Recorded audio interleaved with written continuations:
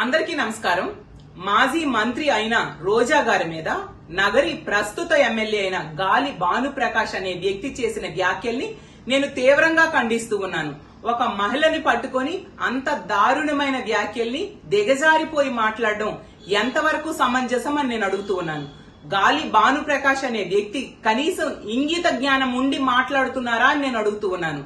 Telugu Desam party MLA అతను.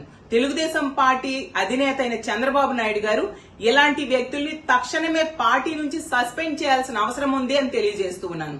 ఎందుకంటే ఒక మహిళగా రోజా గారు ఒక ప్రజాప్రతినిధిగా, ఒక రాజకీయాల్లో ఉన్న మహిళగా ఆవిడ ఎన్నో సమస్యల మీద పోరాటం చేశారు.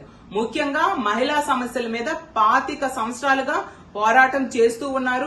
అలాగే ఇప్పుడు కూడా ప్రభుత్వం తాలూకా తప్పుల్ని ప్రశ్నిస్తూ ఉండే పరిస్థితి.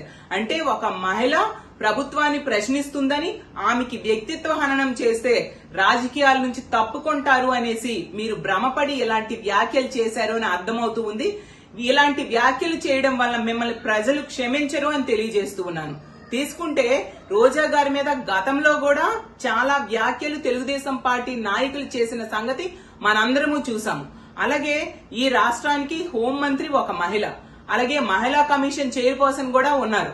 వాళ్ళైతే తెలుగుదేశం పార్టీలో ఉన్న మహిళలకి ఎవరైనా ఏమైనా అంటే సుమోటోగా కేసులు తీసేసుకుంటారు. మరి రోజా గారి మీద ఇంత దారుణమైన వ్యాఖ్యలు ఆ గాలి భానుప్రకాష్ అనే వ్యక్తి చేశాడు.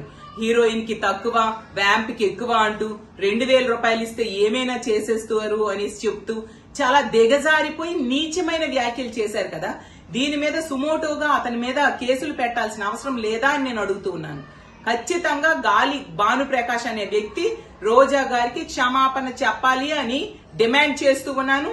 అలాగే అతన్ని అరెస్ట్ చేసి తీరాల్సిన అవసరం ఉందని తెలియజేస్తూ ఉన్నాను.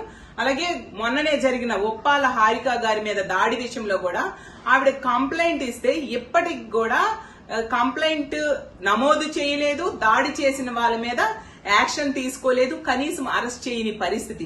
అసలు ఈ రాష్ట్రంలో మహిళని ఎంత దారుణంగా అవమానిస్తూ, ఎంత దారుణంగా మహిళల కోసం మాట్లాడుతూ ఉంటే అసలు ప్రజాస్వామ్యంలో ఉన్నామా, రాక్షస రాజ్యంలో ఉన్నామో అర్థం కాని పరిస్థితి నెలకొనుంది. ప్రజలు అన్ని గమనిస్తూ ఉన్నారు. తగిన సమయంలో మీకు బుద్ధి చెప్పడానికి ప్రజలందరూ కూడా సిద్ధంగా ఉన్నారని తెలియజేస్తూ రోజా గారికి తక్షణమే క్షమాపణ చెప్పాల్సిందిగా తెలియజేస్తూ సెలవు తీసుకుంటూ ఉన్నాను.